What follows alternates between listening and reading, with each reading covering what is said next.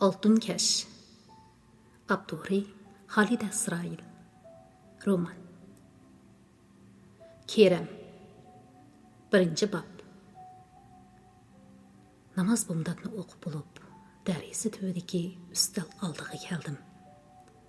Ustalda oqshom oxirgi chekni urib tamomlagan asrim, ustiga tashlangan qalam, asarning xotimasini yozgucha bo'ylab ketgan bir necha varaq original qog'ozi, asarni yozishda foydalangan bir necha kitob, jurnal shu betida turadi. Bugungi zamon kishilarga texi to'liq ma'lum bo'lmagan klassik asar Masnaviy Sharif haqidagi bu maqolamni oxiri yezib bitkizgan edim. Ko'nglimda bir xo'shlik, vujudimda tasvirliksiz yangilikni sezatdi. Shuning bilan bir vaqtda so'zgina afsuslikmi yo'q emas. Bu naqobilliqim sabablik asarni o'zim arzulagan kenglik va cho'nqurlik payoniga yetkazolmaganligimdan edi. Qayrliq, noilojlikning asrdimi bor edi. Agar vaqtni yana 10 yil keyniga surgili bo'lsa-da, afsus. Kitob ishkabimdan olgan yo'g'on seriq konvertga maqolamni avaylab soldim. Men uni bir mazgil muzlatib qo'yaman. Bir yoki necha oydan keyin qayta o'qib, yana bir tuzlab etib, andin nashrga yo'llayman. Nashrga yo'llashdagi oldiranqo'liq hech qachon yaxshilik elib kelmaydi. Ustaldagi kitoblarimni kitob ishkabimga qator tizilgan Turkiy tillar divoni, Qutatqu belik, Boburnoma, Shahnoma larning yeniga tizib qo'yib, darisamni keng ochdim. Saharning g'o'r shamili uyimga suvdek eqib kirishga boshladi.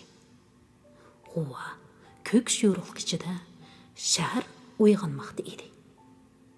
Yiroq yaqindan qavatlik, qavatsiz binolar orasidan masjidlarning naqshliq, pashtoqliq alohida ko'zga tashlanadi. Saharning salqin, sal to'zonliq havosidan bir kimlarning yo'tal tushkuruklari, eshiklarning g'ichildashlari, qattiq qo'mush supurgining shart-shurt qilgan ovozi keladi. Uyimning orqasidagi yo'l bo'yiga tikilgan, ismini hech kim bilmaydigan issiq balpoqdagi yiroq allarni, dengiz bo'ylarini asıltadigan daraxtlarning cho'ng yopirmoqlari sahar shamolida asti shildirlaydi. 2-3 yilning oldida kangmi emas, tormi emas bu yo'l yasilib, ikki tarafiga daraxtlar tikilganda kishilar bu daraxtlarni uzun bormay qurib ketadi deyishgan edi. Ammo daraxtlar tutib qoldi. Texi baroq solishibmi qoldi. Bu daraxtlarning taliga shahrimizning klimatimi o'zgarib, yomg'ir ko'p yog'adigan bo'lib ketdi. Har qitim yomg'ir yoqqanda daraxtlarning yopirmoqlaridan to'kildigan ovoz chiqib, havoni qansiq, yot bir puroq qoplaydi. Yomg'irdan keyin bu daraxtlar texmi ranglanib, qat'iy texmi ko'tarilib ketgandek ko'rindi. Qandaqli bo'lmasin, bu daraxtlarga ko'nib qoldik. Lekin men ba'zi chaqlarda ilgirki osmon palak bo'y tortib, o'gizlarimizga, yo'llarimizga soy tashlab turadigan hayvat qapoq teraklarni siyqinib qolaman. Attiganlik choy ustida ayolim ikkimiz xuddi o'lib ketgan qiyr odamlarni eslayotgandek, o'zimiz biladigan qiyr teraklarning gapini qilishib ketdik. Kichik vaqtimda yumloq shahar ko'l beshida bir tub terak bo'ladigan. Uchiga qarab ko'zimiz yetmaydi. 7-8 bola qo'lni qo'lga tutishib, atrofida cho'rgilab o'ynaydi. Akam eng pastki bir shiqiga ilango'z silib beradi. cho'ngroq qiz bolalar ushshaq o'rilgan chachlari bilan ko'nglaklarini lapildatib bas-basda ilangish uchatdi. Bak egiz uchalaydigan qiz bolalar bor edi. Lekin onam meni yiqilib ketsan deb ushqili qo'ymaydi. Shu gaplarni qilayotgan ayolimga qarab, xuddi ilangish uchayotganlarni menmi ko'rib turgandek yuragim dupildab ketdi. Ayolim yana: "O'zdan bo'ydimi yo'g'on teraklar ko'p edi. Biz bir qitim Hazrat saylasiga chiqqandimi?" deb gap boshlagan edi. Eshikdan tuyuqsiz chekilgan ovozi uning so'zini bo'ldi. "O, atdigani kelgan kimdi?" deganicha eshik ochqili chiqib ketdi. Kelguchi mening bir vaqtlardagi o'quvchim ekan. 1980-yillarning boshlarida bir mazgil vaqtliq o'qituvchi bo'lgan edim. Shu chaqda Marahmatjon ismli bu yigit mening sinfimda o'qiydi. Xeyli o'tkir, tirishchan bolalarning biri edi. Yozgan she'rlarini doim menga ko'rsatib, mendan fikr so'raydi. Keyin uning oliy maktabni bitkizib, qaytib kelganidan keyin qaysidir bir idoraga o'rilishib, xeyli cho'ng ishlarni tavritayotganligini anglaganim esimda edi.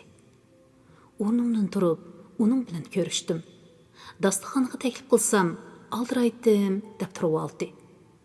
Dalanda turibla u menga o'zining dadasining topshirig'i bilan kelganligini, ig'ir kasal bilan yotgan dadasining men bilan ko'rishgisi borligini, mumkin bo'lsa hozirli mashina bilan meni dadasining yiniga ilib bordiganligini aytdi. Men sal gangrashdan keyin: "Dadangiz kim bo'ladi, ukam? Dadangizni toza esimga ololmadim-ku" dedim. "Xafa bo'lmaslar muallim, mendan ketibdi. Men sizlarning o'qituvchilari Avud Hamudning o'g'li bo'laman." Hayronlikdan peshonamni tutdim. Dadasi o'qituvchim, bolasi o'quvchim ekan. Ammo men ularning dada bolaligini bilmaydi ekanman. Ular bilsimi, menga bildirishni xohlamabdi. Yoki dada bola o'tirisida mening gapim bo'linmabdi. "Ukam, dadangiz kasal bo'lib qolganmidi? Hozir nada? Qaysi doktorxonada?" Rahmatjon ma'yuslik bilan: "Hozir Kerambog'da operatsiyadan yangi chiqdi. Kunda sizning gaplarini qiladi. Bugun atiganda berishimga sizning qoshlariga abatdi. Nima qilsang qilib boshlab kel deydi." Rahmatjon dadasiga xeyli o'xshaydi ekan. Bo'y turqi bo'libmi gap qilishlari, og'zining ikki tarafidagi o'g'ri tishlari. "Ukam, men hozir bora olmayman. Lekin tushga ulgurib cho'qim boray. Sizlar kelmay yotoq oldida saqlab tursilim bo'ladi. Dadallarga Kerem muallim birdamdan keyin keladigan bo'ldi deb qo'ysizlar" dedim. Mijozimni bildigan Rahmatjon ortiq gap qilmay xo'shlashdi. Men ayolimga go'shtni yumshoq pishirib, narin cho'p etishni topalab, oqshom ko'rishni planlagan bir kitobni qo'limga oldim. Kitobni ko'ryapman. Ammo xiyolim hilidan hiliga chechilib, o'zimni majburlashlarim hech qarg'a keladigandek emas. Oxiri kitobni qo'yib, tarig'ini uy ichida uyandim bu-yoqqa mengishga boshladim. Avud muallimning yosh vaqtlari, dars o'tishlari, bir mazgil izdishib o'tgunimiz va yoki keyingi ishlar bir-birlab ko'z oldimdan o'tishga boshladi. Avud muallim ayni chaqlarda yosh, noit kelishgan, ham mag'rur bir o'qituvchi edi. Uni Beijingdagi qaysi bir dangliq universitetni bitkizgan deyishatdi. U bizga bir mazgil psixologiya darsi o'tgan. Chet el olimlarining psixik tahlil usullarini tonishtirib, bizni hayron qoldirgan. Ham hurmatimizga erishgan edi.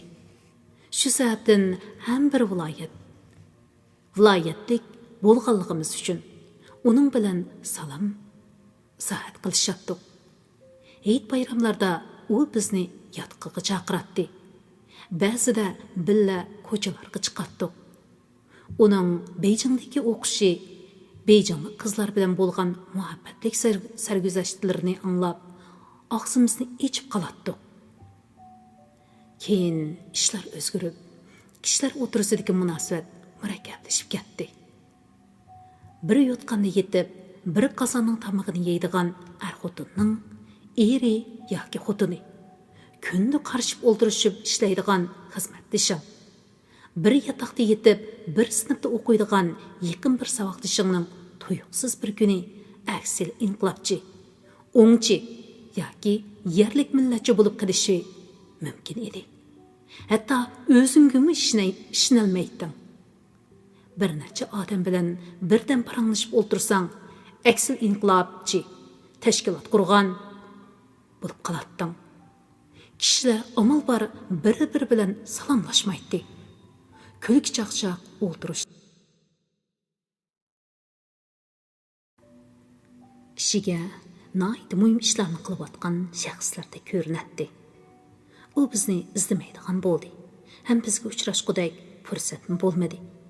Aradan ko'p yil o'tganda uni Qashqarda yana uchirtib qilish, uxlab tushimga kirmagan ish edi. Tunji qitim men uni turmadan chiqqanimga uzoq bo'lmagan kunlarda uchratgan. U kuni men aldirash ish bilan Qizilduva tarafga ketayotgan edim. U chaqda Qizilduva taraf hozirgidek emas. Qurilishlar shalong, yo'lda odam oz edi.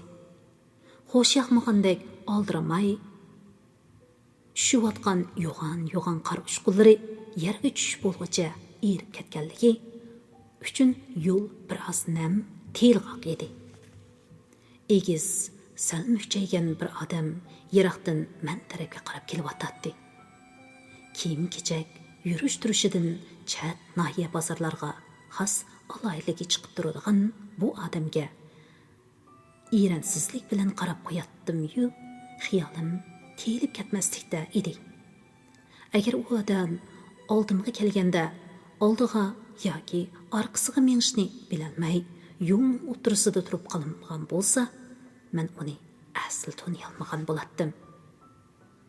Qor yana yig'vatdi. Men ajablanib uningga sinchilib qaradim va uni to'lmalg'inimda nihoyat hayron qoldim. Darhol oldiga berib salomlashdim. Ahvol so'radim. U mening savollarimga nihoyat tasda duduqlab javob berdi. Xuddi mening oldimda hayot turganligimga ishongisi kelmagandek ting'irqab qolgan edi. Qandaqli bo'lmasin, men uningga o'z ahvolimni qisqacha so'zlab berdim va uning 10 necha yildan beri yurtida o'qituvchi bo'lib ishlayotganligidan xabardor bo'ldim. Men uni Urumchida biror cho'ng o'rinda muhim vazifada debla tasavvur qilganligimdan, uning qandoqlarcha chat bir nahiyaga berib qolganligidan ajablangan bo'lsam-mu, eg'iz ichib so'ramagan edim. Keyin men ashu nahiyaga bir ish bilan berib, Avut muallimning uyida bir kecha qo'nib qoldim. Ikkimiz uzoq paranglashdik. Yana to'liroq men so'zildim. U boshdan oxir menga ichida nihoyat ko'p gapi bordek, ammo qandoq eg'iz ichishni bilolmayotgandek yoki nimadandir qo'rqayotgandek ta'sir berdi. Shuningdan keyin qayta uchrashmadik. Ammo men Avut muallim bilan bir nahiyada o'qituvchilik qiladigan saboqdishim Ibrohimdan uning pensiyaga chiqqanligini, orqa-orqadan bolalarining to'yini qilganligini, oxirgi vaqtlarda uning kasalchan bo'lib qolganligini anglab turdim. Ammo nemishqidir yo'qlab borg'im kelmadi. Uning andishlik turqini aslab, balkim turmada yotgan, qalpoq kiygan mendek bir odam bilan aralashishdan ehtiyot qilayotgan bo'lsa kerak, deydigan xiyolga kelib qolgan edim. Kim bilsin, aslida uning men bilan bak ko'rishkisi bor ekan. Shuncha ig'ir kasalligiga qaramay, kunda mening gapimni qiladi ekan. Qarag'ani bu odatdagi sabablardan bo'lmasa kerak. Zodi nima sabab bo'lishi mumkin? har xil paraz qilib boqqan bo'lsammi, bir-biridan aqlga sig'maydiganligi bilinib, qalaymaqan o'ylardan voz kechdim. Yana bir qatim ustalga kelib, kitobni zo'r o'qib bir necha bat o'qidim. Ammo bu chaqda oshxonadagi sho'rpining mazalik hidi kelishga boshladi. Ayolim narin cho'pni bak o'qishdi bitibdi. Kitobni yana joyiga qo'ydim. Ayolim kirgan tomoqni yeb bo'lib, u tomoq qatsisiga ilib dastig'onga o'rab qo'ygan tomoqni sumkamga silib, uydan chiqdim. Qashqarning eng qaramqi ko'chalaridan bo'lgan o'rta oldi ko'chasidan ayrilib, Yarpoqqa qarab piyoda ketyapman. Men bu ko'chalarda piyoda mengishni yaxshi ko'raman. 1974-yili adiyaz kunlarining birida 15 yillik turma hayotimni oxirlashtirib, shahrimga qaytib kelgan kunimning atisi men tunji bo'lib mushu ko'chalarni aylangan edim. 15 yil tushlarimdan ketmagan, xiyolimdan chiqmagan bu ko'chalarni aylanib yurib, yig'lagan, ko'z yoshlarimni surtibmi qo'ymay, oldimga qarab menivergan. Misker bozoridagi tarang turumlarni muzika anglagandek anglagan. Do'p-to'maq bozorida xiyridor bilan do'kondorlarning paranglarini anglab, echilib kulgan. Ehtgohda o'zirni o'tirib, lampung yegan. Anjon rastidan 4 yonchiqliq dika chapan setib olgan. Mal sotquchidan chapanning raqtining nimaligini so'rsam, u menga "Beshingdagi shapkangni dikamikin debdiman. Langangzida o'ltirsang, bikamikin debdiman" degan qo'shoqni anglamaganma? Hozir moda bo'lgan raq bu, dika degan, deb javob bergan edi. Bu qo'shoq nemishqidir esimdan chiqmadi. Hozir o'ylasam, sabab uning obrazligida. Ayni yillardagi Qashqarning hammaga tonish bo'lgan bir manzarasi ixcham suratlab berganligida. Talay yil o'tdi. Talay qo'shoq to'qildi. Qashqarlikning og'zi bir dunyo. Men hozirmi bu ko'chalarni ana shundoq bir tashnoliq, amroqlik ichida aylanaman. Kishilarning og'ziga qarab, aytganlarini dilimga naqsh qilib, o'yib-olishga tirishaman. Bu ko'chalarda yashagan, o'zim biladigan, anglagan odamlarni birma-bir yodlab chiqaman. Men kichik vaqtlarimda biladigan u odamlar allaqachon bu dunyodan ketib qoldi. Ularning ayvon saroylari cheqilib, o'rniga yangi uylar silindi. Ko'chalar ko'p o'zgardi. Hozirmi to'xtamay o'zgarib qadimgi ko'chalar, qadimgi izlar yo'qoldi yoki yo'qolyotdi. Nagil qarsa cheqilayotgan uylar, o'zgartilayotgan yo'llar, xarobiylik, to'p-to'zon ichida ko'chayotgan odamlar, o'rilgan uylarning xarobisi ustida nimalarnidir izlab yurgan buvay, momaylar.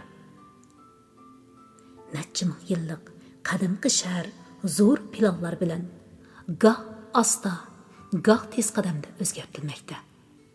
Shaharni cho'rdab borliqqa kelgan ko'chma aholilarning o'ltiraq uy rayollari, yangi taraqqiyot savdo rayollari, har tarafga so'ylab turgan g'oyat zo'r ajdaho haykallari, naqshlari, rasmlari, o'zigacha binokorlik uslubidagi yangi binolar, katta turalg'ular hamma yerda qad ko'tarmoqda.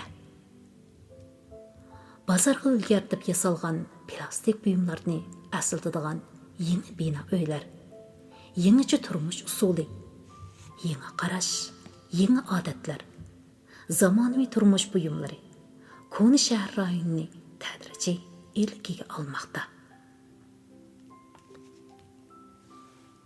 Hamma o'zgarmoqda. Odamlarmi o'zgarmoqda.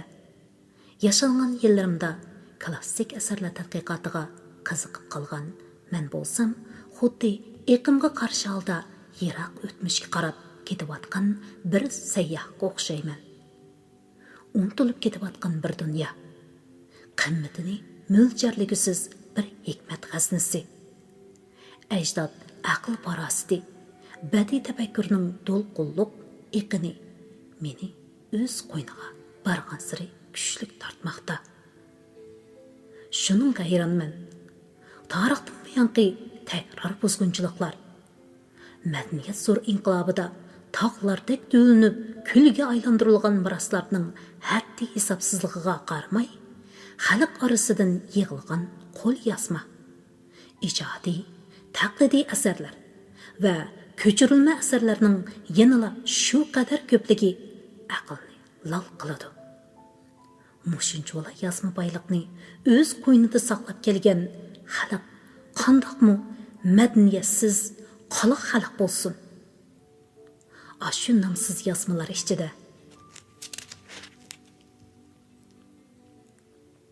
olamshumul asarlar, shalliq ham ichinishliq tariximizning eng ishonchli dalillari yo'q deb kim ayta oladi? 12 muqam, tosh kemir rasmlari, abidlardek dunyoni tong qoldiradigan yana bir soat san'at pallasi yo'q deb kim ayta oladi? Afsuski, ularni o'qib tushunadigan, sharhlab xalqqa tunishtiradigan odamlar bo'lsa, bakmi oz. Hozirgacha tuzilgan klassik asarlar to'g'risidagi eng saviyali tadqiqotlarmi sinfiy kurash nuqtasidagi oddiy tahlillardan yiroqlab ketolmagan. Bu hol kishini ichintiradi ham taqazzo qiladi.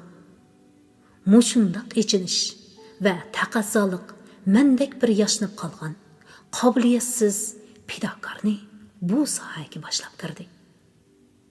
Dastlabda to'satdan g'oyib, g'aziniga kirib qolgandek ko'zlarim qamishib, hali uni tutdim, hali buni silab gangirab yurgan edim. Keyin bir boshdan kuchim yetadigan ishlarga tutish qildim.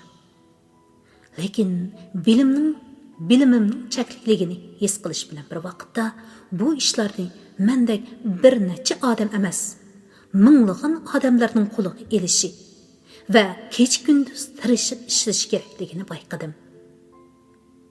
Chirib, paxtalashib ketayotgan bu ma'naviy boyliqlar bizdan ana shundoq fidokorlikni talab qilmoqda. Men gangirab yo'l topolmay yurgan yoshlarimiz ichidagi eng chidamliqlarining jafosi ko'p, manfaati oz, ammo xosiyati cheksiz bu sohaga kirib kelishini shunchalik tashnoliq bilan orzu qilaman. Heytgohga borgucha xiyolimdan ana shundoq nurg'un narsa o'tdi. Heytgoh savdo sarayi atrofida to'plashib turgan bir necha yigit kaynimdan yetishib kelib, "Aka, yanfon olamla. Yaqinda chiqqan eng yaxshisidan bor. Ko'r baqamla" deyishdi. Men olmaydiganligimni bildirib, oldimga qarab meni verdim. Qizim bilan ayolim meni yanfon ilishga da'vat qilib bordi. Qizim o'zi ilibmi berdi. Ammo u narsani meni qiziqtira olmadi. Kunlab yanfon bilan haplashib, tarki dunyo bo'lib ketgan odamlar. Atining kashkicha qo'lqilga yanfonni chaplab olib, qilmasimi bo'ladigan tetiqsiz paranglar bilan kunlarni qo'rq jiddiychilik ichida o'tkazayotgan odamlar. O'z erkinligini yo'qotib, g'oyib bir kuchning kontrolligida tushib qolgan bechoralardek ko'rindi. Balkim bu mendagi xato tuyg'udir yoki o'tmishga tortishish xohishidir. Lekin bugungi odamlarning yanfundan ayrilolmas bo'lib ketganligi bir reallik. Menga bo'lsa uydagi telefon yetib oshadi. Men sirtdagi vaqtlarimning, xizmat, uy fikrlarimning to'xtamay parakanda qilinishini xohlamayman. Men telefon ishlatishga qaraganda xat yozishni texim yaxshi ko'raman. Xushbiroq, ko'rkam qog'ozlarni tanlab, yaqin odamlarimga bir necha qurb yoki bir necha bat xat yozib avatish ham boshqalarning tonish, po'chirkisidan o'zirnish mening yana bir havasim. Qizim meni, dada, sen o'tgan asrdan kelgan odamga o'xshaysan, deydi. Shundoq, men o'tmishning odami. Mening borlig'im mijoz, xarakterim, qiziqishim, rivoyat kabi kechirmishlarim, aslimalar, o'y fikr o'tmishga tava yoki men o'tmish bilan bugun orasidagi bir izlanguchidirman. Shundoq, bu men hayotimning oxirida tanlagan yo'l. Oldi tarafimda Keranboqning ambulatoriya kasalxona binolari, dal daraxtlari ko'zga tashlandi. Tuman daryosi bir iriq suvdek rayishliq ichida jimma taqatdi. Biz kichik vaqtlarimizda qiynab batmay, 2 qirg'iqidan 1,5 kilometrcha doirani yalmab, yorliqlarni gömürüp, o'ynaqlab oqadigan daryo shu edi. U menga o'xshash qayrib qolgan taqlatdi. O'ng tarafimga burilib, doktorxona eshigiga keldim. Eshik tubida o'rinda qo'yib o'tirgan amalli qo'g'dug'uchilar sumkamni ichib tekshirdi. O'roqli qachadagi tomoqni ko'rib, mo'ltilmoqchi bo'lgandek sal ikilinib, bo'ldi qildi bo'lg'ay, qachi bilan sumkamni qaytirib berdi. Men qachini dasturxonga qayta o'rab, kasalxona binosiga qarab mangdim. Bino oldida yo'limga qarab turgan Rahmatjon ittik oldimga kelib, meni binoga boshlab kirdi. Agar Rahmatjon kasalxona eshigidan kiribla ittik dadasining yeniga bormagan bo'lsa, Ovud muallimni bu qitim hargiz toniy olmas ekanman. Rahmatjonning meni ko'rsatib bir narsalarni deyishi bilan karvatga cho'kib yotgan, urug'liqidan iskeletga o'xshab qolgan oppoq qoshlari ostiga qo'ng'ir cho'kkan ko'zlarining xira yenib turishi bilanla hayotlikqa ifodalanib turgan Ovud muallim sal medirlab qo'ymoqchi bo'lgandek bir harakat qildi. Muallim, bo'ldi, medirlimislar. Men yonlariga boray, deb ittik bosh tarafiga o'tib, cho'kidek jonsiz, sovuq barmoqlarini ikki qo'llab bo'sh siqib ko'rishdim. Muallimning nursiz ko'zlari parqirab, qalpoqlari so'z titradi. Mening operatsiyadan yangi chiqqan bilan obdan turibla deganimga parvo qilmay, biz ko'rishmagili saq 25 yil bo'ldi. Men qayrib tugishib ketdim. Keramjon, yozgan kitoblarini birini qoldirmay o'qidim. Sizlar oxiri yana uzib chiqdilar, dedi. Uning gaplari xeyli ochiq bo'lsa-mu, bo'g'iq ovozi, asirashlari odamning ko'nglini bir qismi qilib qo'yatdi. Uning eg'izini ochirmaslik uchun Rahmatjon cho'ng bo'lib, hadoqlarini chiqiribdi. Bugungi bolalarning yo'lini tepib ketmigi oson emas. O'zi hushyor, o'tkir bola edi, dedim. Uning ko'zlarida masxardek bir narsa chaqnab qoldi. Ammo undimidi. Ovud muallimning ayoli, men uni qish ustidagi yo'g'on bir tal menga qarab tonib oldim. Kasalxonaga kirib keldi. Men bilan ko'rishib bo'lib, "Qudilar langman etib tikan. U odam yemaydi. Desam, unimay bu oshni yo'g'ab berdi.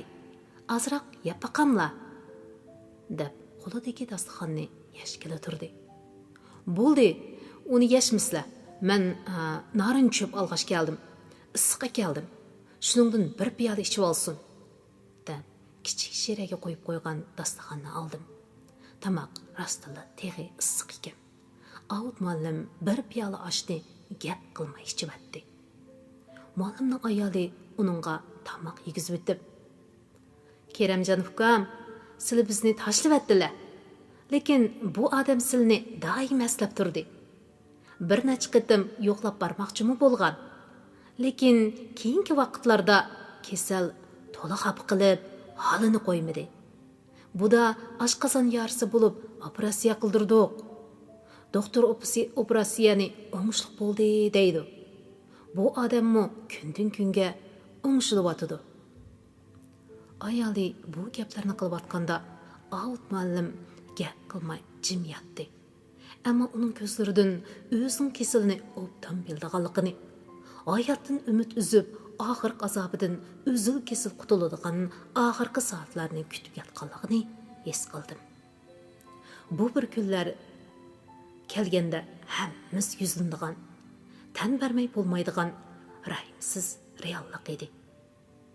Men gerçi bu xil kasallarning saqayib ketganligini anglamagan bo'lsam-mu, jimi mahoratim va tasavvurimni ishga silib, kimlarningdir oshqozon kasalidan saqayib qolganligi to'g'risida hikoyalarni to'qib, ularga tasalli berishga urindim. Ayol bechora ko'zlarini mo'ldirlatib, bir umid bilan og'zimga qarab ketdi. Avut muallim bo'lsa, men so'zlayotganda xijil bo'lgandek beshini boshqa yoqqa burib oldi. Faqatla xo'shlashayotgan chig'imda menla og'nig'ida qilib. Bilib turaman, sanoqliq kunlarim qoldi. Men yana kelishga va'da berdim. Doktorxonadan chiqib ketib etib, uning yosh chaqlarini aslashga tirishdim. Ayni chaqlarda u yoshda bizdan ko'p farqlanmaydi. Zavoddan yangi chiqqan buyumdek parqirab turadi. Chiroyi oppoq, sochlari tum qora edi. Qora suknidan tikilgan kolt paltosi uningga bak yarashadi. Shu yillarda biz hammamiz uni do'rab kiyinishga tirishdik. Yillar naqadar rahimsiz-a. U ham yoshladi, gullatdi. Oxiri hammani qiyirtib, chiritib, tuproqqa aylantirdi. Uning qo'lidan kim qochib qutula olgan? Doktorxona oldiga chiqishim bilan Rahmatjonning benzi yanimga kelib to'xtadi. Boy koridorda yonfonni qo'liga chaplab, to'xtamay bir kimlar bilan so'zishib qolgan Rahmatjon meni uyimga olib qo'ymoqchi bo'lib ketdi. Men boradigan yana bir yerimning borligini aytib, uning taklifini chiroyli rad qildim. Amaliyotda men boyqi ko'ngilsiz ko'rinishlarni unutish, kasalxonaning burqturma havosidan ichimdan chiqarib o'tish uchun sap havoda birdan piyoda minishga ehtiyojli edim. Ajalga amal yo'q. Tirik bo'lgan ekanmiz, birdan bo'lsinmi xo'shal yashashimiz, sap havoda nafaslanishimiz kerak. Birar haftagacha muallimdan birar uchur kelmadi. Ayrim paranshayli deginiga qaraganda o'zlari xabar qilsa kerak deb o'ylagan edim. Amni yo'qlab berish bormaslikni bilolmay qoldim. Xuddi u men bilan ko'rishni orzu qilgandek, menmi uning bilan nimalarni deydiganligini bilishga intizor edim. Shunga uning tezroq yaxshi bo'lib qolishini tilaydim. Oxiri uning doktorxonadan chiqib ketgan yoki ketmaganligini bilish uchun uyga telefon qildim. Telefonni qizi oldi. U inchga sulg'un ovozda: "Dadam Urumchiga davolanqili ketgan", dedi. Demak, bu yaqinda uning bilan ko'rish yo'q gap. Endi xotirjam kitobimni o'qib, yozdig'imni yozay deb o'yladim. Kutmaganda Adslim Rahmatjonning benzisi eshik oldimda yana paydo bo'ldi. U dadasini Urumchidagi cho'ng doktorxonaga o'rinlashtirib qo'yib, qaytib ketdi. Ishlari bak aldirash ekan. Ishidan bir kunmi ayra olmaydi ekan. Dadasining ahvolini so'rsam, "Xudoga shukr, ahvoli yaxshi. Bugun bu yerga kelishim boshqa sababdan. Bugun o'zlari boshliq bir necha yaqinimni o'zim ko'tarib olgan vaqtda bir kutib olay degan edim. Ushtum tut bo'lib qolgan bo'lsa-mu, xafa bo'lmay berib o'ltirib bergan bo'lsizlar", dedi. Bugun borolmasman mekin ukam. Qo'limda jiddiy ishim bor edi.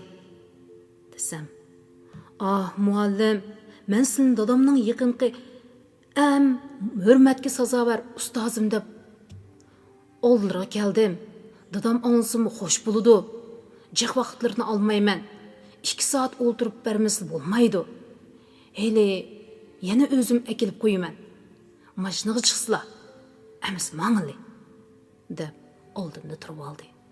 Uning dadasi qandaqli bo'lmasin, menga ilm bergan ustozlarimning biri. Uning ustiga hayotining oxirgi kunlarini yashayotgan odam. Shuning yuz xotirasi uchun uning pekabiga chiqdim. 4-bob. Uning ko'tir olgan behi shahardan 5-6 kilometr yiroqlikdagi bir saylagoh ekan. Biz hashamatlik cho'ng darvozadan kirib, xishiyat quzilgan barangliq yo'lda xeli mangandan keyin u meni sol tarafga qayrilgan targ'ina shig'illiq yo'lga boshildi. Yo'lning ikki tarafida yangi yetishtirilgan xilma-xil mevalik daraxt. Üzüm baranglarining ostiga qator taxta karvat yasilibdi. Taxta karvatlardan 10-15 odam o'ltirg'udeklarimi, 2-3 odam o'ltirg'udeklarimi bo'lib, gilam, palas ustiga aylantirilib, silingan tovar ko'rpalar mehmonlar bilan to'lib turadi ekan. Yo'ldan o'tkicha daraxtlar orasidagi odamlarning varang churungi, naqshsaz ovozlari, go'ida xiyobonlikdagi oshiq ma'shuqlarning pichirlashlari, naslinishlari, pixildab kulishlari anglab turadi ekan. Tar yo'lning oxiri keng anarliqqa ishkirlab ketadi ekan. Bu yerda an'anaviy qadamqi uslubda yasalgan ko'rkam ravoqlar bor ekan. Marhamatjon meni to'g'ri tarafdagi cho'ngroq bir ravoqqa boshildi. Ravoq yerdan ko'tarilib yasalgan, atrofi varaklik bo'lib, varak orasidan cho'qdek ichilib ketgan anar gullari, mushdek yoki yang'oqdek bo'lgan anarlar ko'zga tashlanib turadi. Ba'zilari ravoqning to'riga qo'yilgan naqshli karvatda, ba'zilari yumloq shira atrofidagi ustallarda o'ltirishgan mehmonlar bizni ko'rib o'rnlaridan turishdi. Marhamatjon meni mehmonlarga har qaysilarini tanishadiganlar, Keramjon muallim, dangliq shoir ham yozuvchi, uning saltanatlik yillar, Stoq Bug'roxon, Qamchi gul deydigan romanlari bor. Da tunishtirg'ili turgan edi. Aradan biri Stoq Bug'roxon boshqa birisininki g'o'dek edi-g'o deb g'uling'ishib qo'ydi. Qolganlar kulimsirab qarab turishdi. Meningmi tuzish bergim kelmadi. Bilganlar uchun tuzish berish hajatsiz, bilmaganlar uchun texim shunda. Qaytadan joylashib o'tirdik. Bu sorunda shaharlik hukumatda ishlaydiganlarmi, oliy maktab o'qituvchilarimi, televiziya stansiya bilan kesqonlarning muxbirlarimi, sayohatchilik idorasining xodimlarimi bor ekan. Marhamatjon mehmonlarni amda tanishtirib bo'lishiga yonfuni keyin-keyindan sayrab ketdi. U bir nechini olmadi. Oxirgi birini ilibla, "Abla" deb peshonasiga birini urib, mehmonlardan chindak vaqt so'rab, oldirab chiqib ketdi. Mehmonlarning og'zidan uning bu sayligohni bog' egisi bilan sheriklashib boshqarayotganligini, ishlarning nihoyatda yurishib ketayotganligini angladim. Marhamatjon qayta ko'rinmadi. Uning o'rniga bog' egisi keldi. U 2 mangzi qip-qizil, burutliq, illiq chiroy odam ekan. U texcha tamoq tortmagan yordamchilarini ayblab, yenimizga karvatga kelib o'ltirdi. Mulozimlar shira ustida to'ldirishga boshildi. Cho'ng stakanlarda meva sharbatlari elib kelindi. Ularning ta'mi shunchalik saf, tabiiy edi. Bog' egisining aytishicha, bu sinoq mahsulot ekan. Pat arada rasmiy ishlab chiqarilib, bozorga silindi ekan. Ularning nishoni bog'ni kengaytib, sayohatchilik, konserva ichimlik ham quruq yal yemish ishlab chiqarish, setish bir gaplashtirilgan hassadorlik shirkatini qurish ekan. Gap bu yerga kelganda muxbir birodarimiz yanchuqidan qalam bilan xotirasini chiqarib shart-shurt xotirligida turgan edi. Bog' egisi texim hayajonlanib, "Qaylislar, bu yer aslida cho'ng bog' ekan. Badavlat ayni vaqtda shahar atrofiga bundaq bog'lardan Alloh azal xeyli ko'p barpo qilgan ekan. Keyin bu bog' xarablashib ketgan bo'lsa-mu, ota-bovam uning izini o'chirmaslik uchun doim yangi ko'chatlarni tikib, boqqa ishlab o'tgan edi. Kooperatsiya vaqtida bog' kollektivga tava bo'lib, ko'p qismi terilg'u yerga aylanib ketibdi. Keyin siyosat yaxshilanganda kanit kadrlari bog'ni asliga keltirishni maslahatlashib, dadamga ko'tara beribdi. Davlatning ishlarini xotirlamaslikni bilmay turib, qolgan muxbir yaxshi siyosat ko'tara berishning gepi chiqqanda yana shartlatib yozg'ila turdi. Bog' egisi dadasi o'lib ketganda bog'ning boshqalarning qo'liga tushib ketganligi, o'zining bog'ni qo'lga keltirish uchun kanit boshliqlarini qandoq mehmon qilganligini, yuqoridan tuvangacha necha odamga qanchalik pul xarjlaganligi, oxirida shahardagi cho'ng bir boshliqning kuyo'g'lini qo'lga keltirib bog'ga qayta erishganligi va oxirida kuyo'g'li sherigi bilan bo'lgan ziddiyat, talash tortishlarni so'zligili turdi. Bu yer temir yo'lga yaqin edi. Bog'ban so'zlayotganda poyezdning gudum ovozi anglab turdi. Muxbir uningdan har yili sirtqa qanchalik meva yutkaydiganligini, qanchalik kirim qildiganligini so'rab, gapni burashga tirishdi. Ammo bog'van bu gaplarni ancha xohlamaydigandek qiladi. U to'xtamay bizni tamoqqa zo'rlaydi. Biz oxiri tamoqqa kirishib ketdik.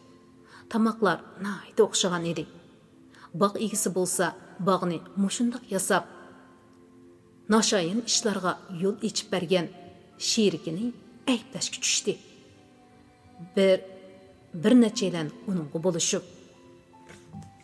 "To'g'ri dedilar. Pulni deb iymonni yo'qlib qo'yg'ili bo'lmaydi. Hamma ishning yo'lida bo'lgani yaxshi", deyishdi.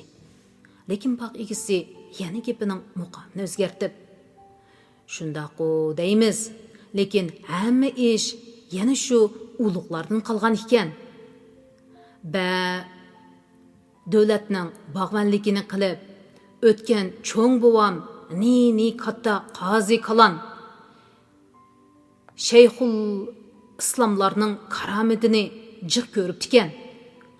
Buvamning deb berishicha, bedavlat oliylarining ko'zi xotinga to'ymay o'tib ketibdimish. Nega borsa xotinni nechini oladi ekan. Jangga borsa xotinlarni mahbiga o'tirg'izib, uzun sap qilib ilib mangdi ekanmish. Ko'ngliga yoqqan odamlarga o'zlarining xotinlarini taqdim qiladi ekanmish. Mushu bog'mi aslida bedavlatning bir amra xotiniga atab bino qildirilibdi ekan." Biz uning gapiga javob qaytarib bo'lguncha bir mulozim uni chaqirib elib chiqib ketdi. Hammaylar kulishib, uning kaptanligini ta'riflashib ketdi. Jahonsiz birodarlarimizning biri: "Bu odammi bosh odam emas, olmadinglarmi? Og'zining uchida tillab qo'ygani bilan oxirida yana oqlayotganini. Mening anglashimcha, bu bog'ning yuqorisida bizdeklar bilmaydigan maxsus amaldorlar bilan pullarlar ijara elib turadigan ayrim bog'liq qo'rlar bormish", dedi. Bugungi ishlarga bir nasr deb bo'lmaydi. Hammamiz murakkab tuyg'ular iligida bir-birimizga qarashib, birpas jim bo'lishib qoldik. Xalq olamning oldida oftobdek ro'shan turgan ishlarga yana buni deyish ortiqcha edi. Degan bilanmi hech bir foydasi yo'q edi. bugungi kunda g'ayri ishlar ko'pligidan odatga, modaga aylangan. Bu xil muhit shundoq bir turkum jonsozni yetishtirganki, ularning ko'zi pul bilan manfaatdan boshqani ko'rmaydi. Qonun, adolat haqida so'z ichilsa, ular kulib, teliqib ketadi. Ular bema'nilik, zo'ravonlik, oddiylikni payxon qilishlardan manfaat chiqsalar, hargiz bosh tortmaydi. Manfaat chiqmasa, qaynoq suv ichgach, tomosha ko'rdi. Ular pul uchun ota-ona, ot-singillarni sotadi. Mumkin emas demsiz? Tamamen mümkün bo'lib qolmay, ularning yuragi chim qilibmi qo'ymaydi. Bir tal kirpikimi midirlab qo'ymaydi. Men bulardan jiqini ko'rgan. Tamoqdan keyin bog' egisi bir sotarchi yigit bilan naqchi qizni bizning xizmatimizga avatibdi. Qiz bizga Panjigoh muqomidan ariyalarning o'rnida berdi.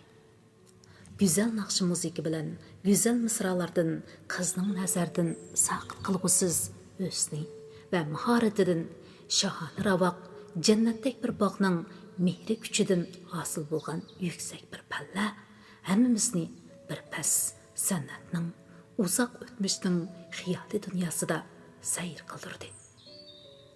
Mana bularning hammasi pulning kuchi bilan amalga oshayotdi.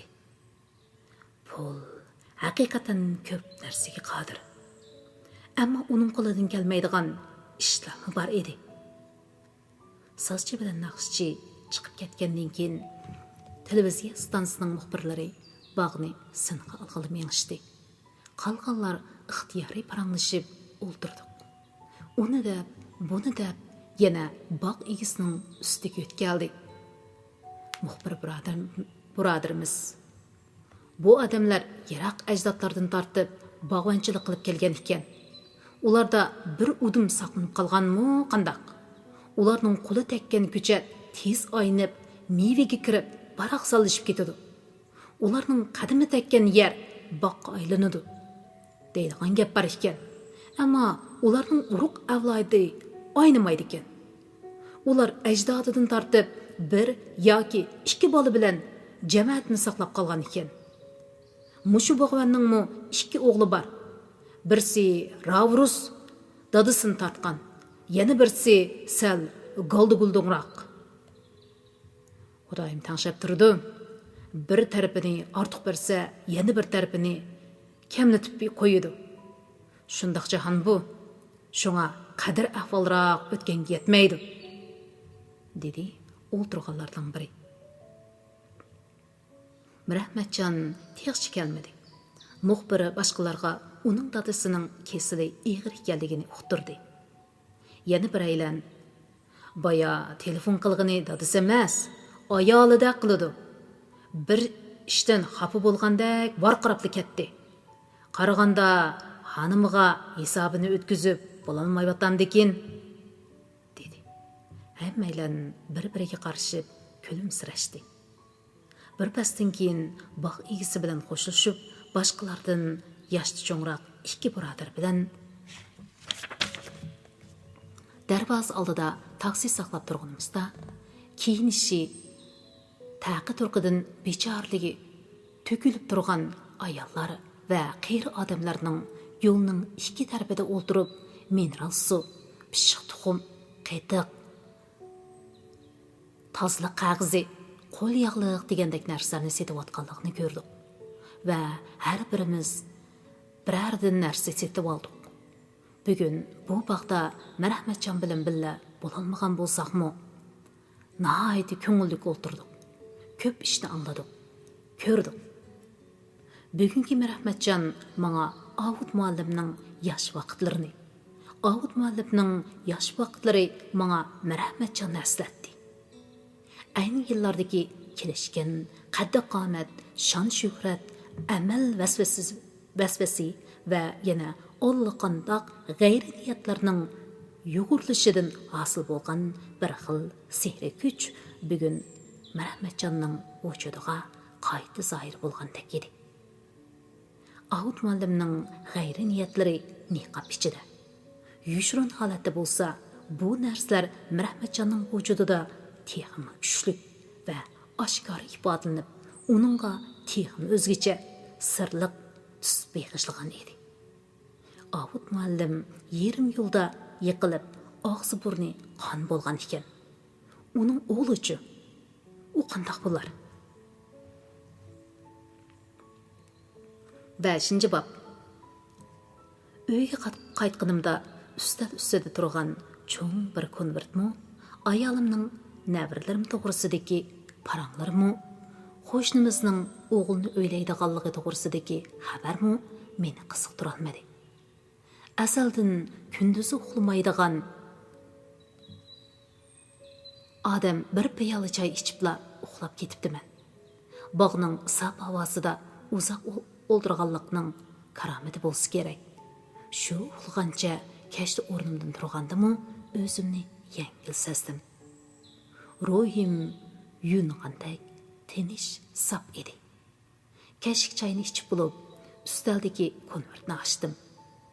Bog'dagi xatlarni o'qigandan keyin birdilla o'rnimdan turib ketdim.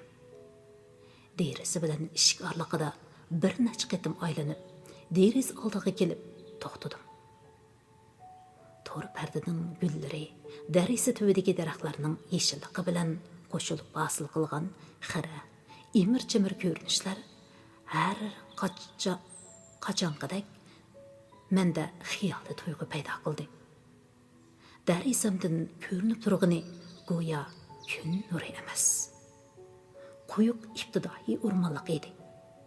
Bir chog'larda o'rmonliqdagi illiq bir uvda uchurum bo'lish oldida turgan bir to'p qush cho'chisi bor edi. Rahimsiz qo'llari ularning uvusini terib-perang qilib, tuxumlarini chiq tashladi.